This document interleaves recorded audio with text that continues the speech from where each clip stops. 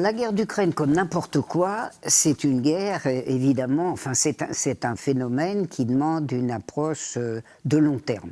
C'est ça d'ailleurs qui est le plus remarquable. C'est quand vous faites, comme moi, des études d'histoire très très longtemps, forcément, vous êtes tenté d'analyser des phénomènes sur une période assez longue. Ce qui est absent des médias d'ailleurs, ce traitement de l'histoire. Voilà. Bon, si vous voulez, la Russie est une caverne d'Ali Baba.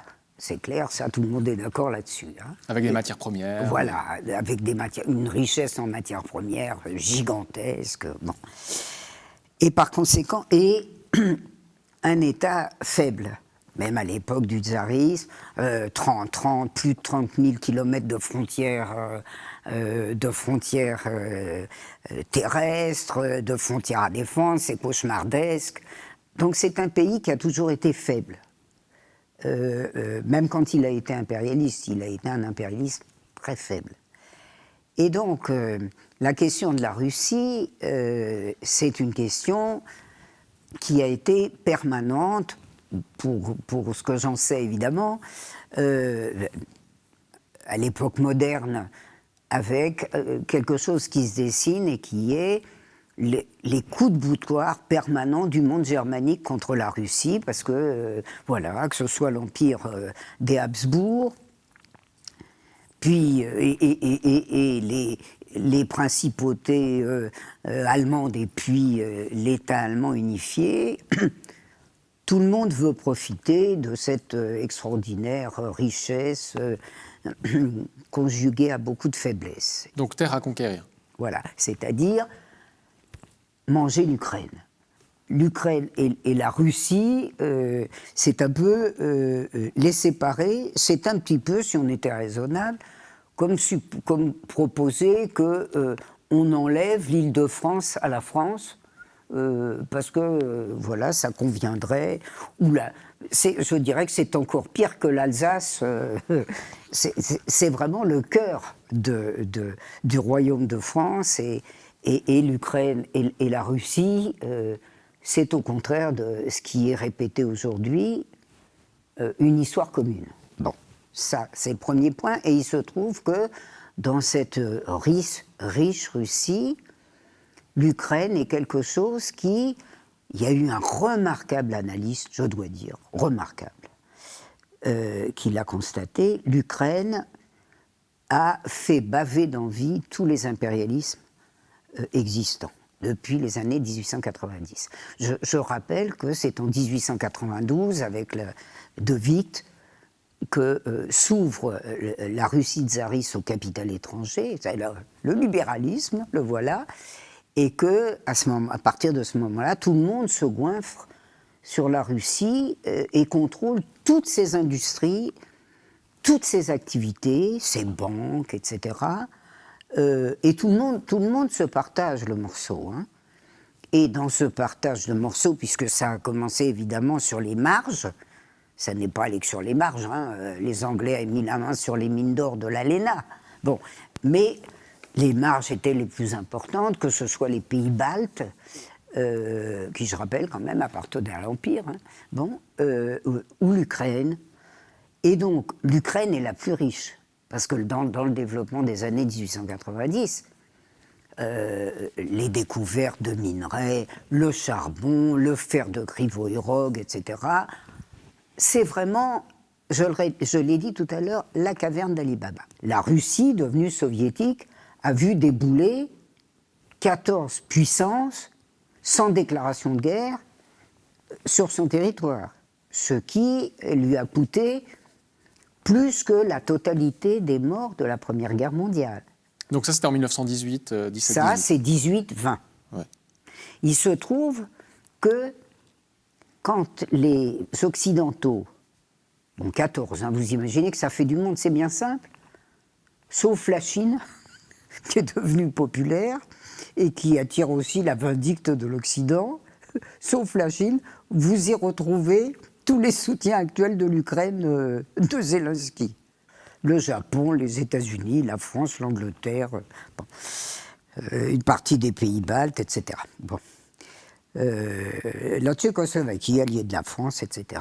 Et donc, ces gens qui sont installés en Russie, les Anglais, parmi eux, qui sont quand même parmi les chefs de la coalition, établissent à ce moment-là ce qu'on a appelé, tout le monde en parle, personne ne sait ce que c'est, la ligne Curzon.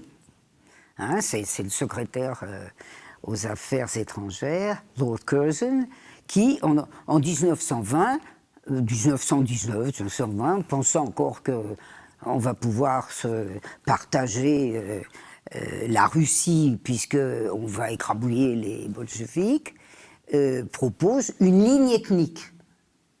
Et on est au cœur de la situation actuelle. C'est quoi la ligne ethnique ? C'est-à-dire que la Russie de Lvov, l'Ukraine de Lvov, elle devrait être russe. S'il y a les Blancs qui gagnent, on leur redonnera ça. Et puis finalement, comme c'est pas les Blancs qui gagnent, la très réactionnaire France, deuxième chef de file de la coalition anti-soviétique de 1918-1920, aide l'agressive Pologne à se manger 200 kilomètres de zone ethnique ukraino-ruthénienne. Pas du tout polonaise, ukraino-ruthénienne. C'est la Pologne de la Galicie orientale. C'est-à-dire que, au lieu que la Russie ait ses frontières ethniques, ben, elle ne les a pas. Et c'est donc la Pologne qui prend l'affaire. La Pologne, elle voudrait toute l'Ukraine. Et vous savez, d'ailleurs, vous avez dû le remarquer, que malgré les grands câlins que se font par ces temps la Pologne actuelle et l'Ukraine actuelle, il y a des grosses frictions. Tout simplement parce que la Pologne a traité ces ukraino-ruthéniens de manière abominable. De 1920-21, hein, où les soviétiques reconnaissent la prééminence polonaise, hein, par le traité de Riga, les Polonais donc contrôlent toute l'Ukraine de Lvov et se font haïr. Parce que, ce qui n'est pas connu, la Pologne catholique latine, haïe du Vatican, traite très mal les catholiques uniates ukrainiens de Pologne. Et moi, je viens de lire récemment, encore, je ne sais plus dans quel article de journal, qu'il paraît que les Russes avaient supprimé toute liberté en Ukraine, qu'ils avaient écrabouillé la langue, etc., alors que les Polonais non. Mais écoutez, je suis quand même désolé de dire, et je ne dis pas ça simplement parce que je suis russophile ou soviétophile, que la Russie soviétique, c'est même un reproche que lui font les actuels gouvernants, dont Poutine, a montré à l'égard des nationalités, je dirais, une très grande compréhension, puisqu'elle leur a donné des droits que ces nationalités n'avaient jamais eus, y compris l'Ukraine, qui a eu la possibilité de développer sa langue. Évidemment, la langue russe était, je dirais, comme la langue française en France, la langue administrative, la langue d'enseignement, etc. Mais le reste avait droit de cité, était enseigné, la littérature en ukrainien existait, rien de tel en Pologne. Parce que la Pologne, elle a ravagé toute autonomie ukrainienne. Et comment on en arrive aux États-Unis alors, peut-être pour Alors, les États-Unis, je dirais qu'en Ukraine, ils sont comme tout le monde. Hein. D'abord, ils y ont mis les pieds avant 1917, comme leurs petits camarades investisseurs, et puis ils y ont remis les pieds à partir de la fin de la Première Guerre mondiale, un peu sous le couvert du capital financier allemand. Donc ils se sont souvent associés avec les Allemands qui s'étaient assurés des positions extrêmement intéressantes en Union soviétique, puisque ces petits malins avaient reconnu les premiers l'Union soviétique en 1922, ce qui leur a donné de gros avantages en Union soviétique, y compris en Ukraine. Bon. Mais si vous voulez, j'ai parlé tout à l'heure d'un Polonais très intelligent, un type qui s'appelait Roman Dmowski, qui était un homme d'extrême droite, mais un homme d'extrême droite comme ça existait à l'état de Thrace, mais comme ça existait en Pologne, c'est-à-dire un non-russophobe qui redoutait plus que tout, catholique, hein, qui redoutait plus que tout l'influence délétère du Vatican sur la Pologne. Et il avait fait, dans un ouvrage sur la Pologne, il avait fait un chapitre sur l'Ukraine qui est un vrai bijou, en 1930, dans lequel il disait « Tous les impérialismes se goinfrent, veulent se goinfrer l'Ukraine, la Russie ne laissera jamais l'Ukraine, c'est comme si on lui arrachait les dents, c'est faire d'elle un pays consommateur au lieu d'un pays producteur, c'est la tuer. Et donc jamais elle ne laissera passer l'Ukraine. » Alors, dit-il à l'époque, et il a bien raison, l'Ukraine, pour l'instant, c'est l'Allemagne qui veut la manger. J'ai expliqué, et dans le Vatican, l'Europe et le Reich, et dans mes ouvrages sur les années 30, c'est-à-dire Le choix de la défaite et de Munich à Vichy, j'ai expliqué ce qu'était ce projet allemand sur l'Ukraine qui ne souffrait pas de concurrents. Jusqu'à l'arrivée des Américains. Jusqu'à l'arrivée des Américains, parce que tout ça va très bien. Voilà, on contrôle plus très bien, d'ailleurs, évidemment, puisque la guerre, à partir de 1941, se passe quand même nettement plus mal que prévu. Enfin, ils ont quand même mangé en pillant l'Ukraine à partir de l'été 1941. Hein. Et donc, les Américains arrivent. Et on retrouve l'alliance Vatican, Allemagne, parce qu'en fait, c'est le chéri du Vatican, l'Allemagne. Hein. Mais chéri du Vatican, il faut bien s'arranger avec les Américains. C'est-à-dire l'alliance entre le Vatican et l'Allemagne nazie. Voilà. Bah, pas seulement nazie. Le Vatican... Non, mais à cette époque-là, disons. Voilà. Avec l'Allemagne nazie, naturellement. Je renvoie à l'ouvrage sur le Vatican. Mais évidemment, au-delà aussi. Hein. Bon. Et donc, bien sûr que qui va fournir l'argent en particulier de l'exfiltration de masse des criminels, de l'exfiltration, recyclage de masse des criminels de guerre. Les Américains. Et ça, c'est intéressant, justement. Cette exfiltration, donc après la guerre... Non, elle commence avant. Elle commence avant. Elle commence avant. Alors, il y a toute une série d'ouvrages. Il se trouve que la réédition de mon bouquin sur le Vatican, elle est de 2010, mais entre la fin des années 90 et 2010, il y a eu une floraison extraordinaire de livres, vraiment extraordinaires, d'ouvrages sur cette exfiltration, sur ce recyclage-exfiltration. C'est-à-dire que les États-Unis ont récupéré des anciens collaborateurs nazis. Ils ne les ont pas seulement récupérés, ils les ont sauvés en masse. C'est-à-dire que... C'est-à-dire combien moi, ces chiffres des dizaines de milliers d'Allemands, des dizaines de milliers de Croates, des dizaines de milliers... C'est au total par centaines de milliers même, parce qu'on a recensé pratiquement 60 000 Allemands, des dizaines de milliers de Croates...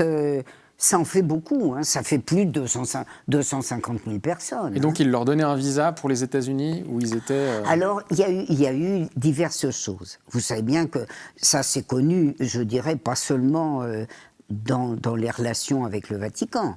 Vous savez bien que la conquête spatiale américaine, elle a été très largement faite avec les criminels de guerre que les Américains ont cueillis. Alors c'était très drôle, un très bon historien de ce qu'on a appelé le projet Paperclip, le projet trombone, c'est-à-dire ce grand projet de récupération de toute l'avance d'armement allemande. Clarence Cannon a étudié ça, un des premiers en 1974, Et il montre comment, c'était très drôle, au printemps 1945, les nazis, les chefs nazis, les scientifiques nazis, qui avaient une responsabilité écrasante, je dirais même jusque dans le processus d'exploitation par la mort, c'est eux qui ont géré Dora, c'est-à-dire le centre des fusées qui a fait mourir une série de déportés morts de travail. Hein.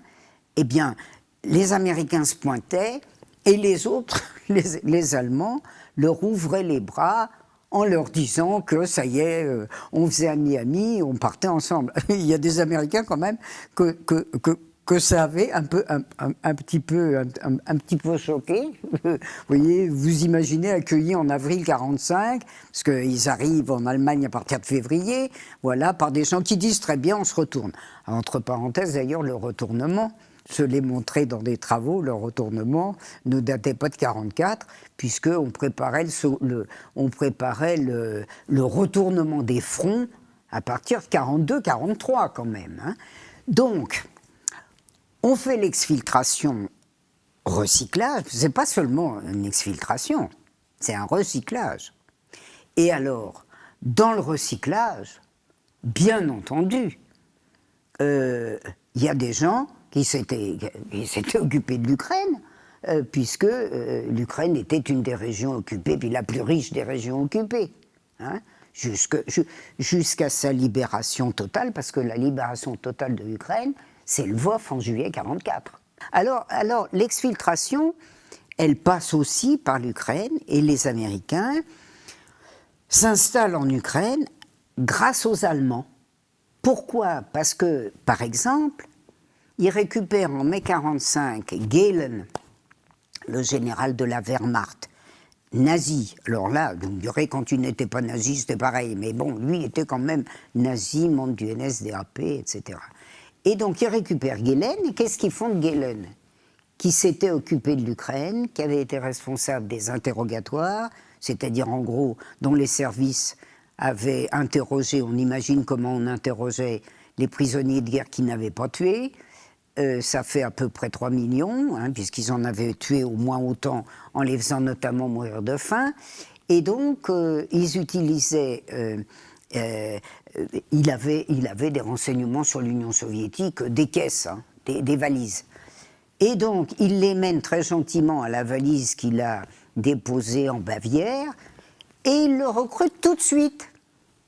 Il le recrute, il lui installe dans le gros centre d'exfiltration-recyclage de Munich, qui est en Bavière, capitale de la Bavière, et une des capitales de la zone américaine, hein, l'autre c'est Francfort, enfin bref.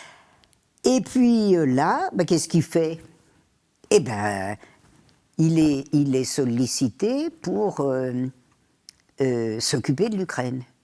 Et ça passe par des opérations de harcèlement, du bazar, du sabotage, etc. Et qui dirige ça avec ses équipes ? Et puis ses petits amis ukrainiens, puisque c'est avec Bandera, c'est avec les bandéristes que Gehlen a travaillé. Donc, qui dirige ça ? Stepan Bandera, qui est donc ce collaborateur ukrainien. Voilà, qui est un... Alors, si vous voulez, Bandera, c'est un phénomène très, très intéressant, parce que c'est le personnage... c'est le fanatique uniate type. Père prêtre uniate, entièrement soumis à Andrei Sheptiki, c'est-à-dire l'évêque de Lemberg, devenu évêque de Lvov, et qui, nommé évêque de Lemberg, autrichienne, en 1900, est à partir de 1907 affecté à la conquête de l'Ukraine, non plus autrichienne, mais allemande, et qui va servir sous 4 papes le Reich jusqu'à sa mort en novembre 1944. Le père de Bandera, de Stepan Bandera, et Stepan Bandera lui-même ont été entièrement sous la coupe de ce convertisseur de force des orthodoxes, qui évidemment a vécu une période idyllique qui est dans la nécrologie du monde, enfin un rappel historique, parce que je viens d'en lire un de 63, puisqu'il était mort en 44, on expliquait que le brave Septiki avait été quand même très sympathique, parce que bien sûr il avait eu des douceurs pour l'Allemagne, mais quand même pas du tout, il avait protégé les populations. Alors ça, si vous voulez, c'est une invention comme Stepinac en Croatie, hein. C'est-à-dire, voilà, non, pas du tout, il n'a jamais protégé les Russes, c'est un assassin, c'est un protecteur de tortionnaires, et évidemment, lui, il n'a pas pu passer à l'ère américaine, puisqu'il est mort en novembre 1944.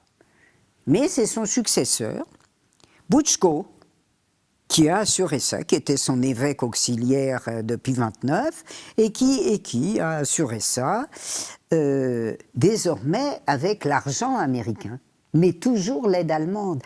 Et vous voyez d'ailleurs comment la conquête de l'Ukraine pose aux amis, aux rivaux alliés allemands et américains des vrais problèmes.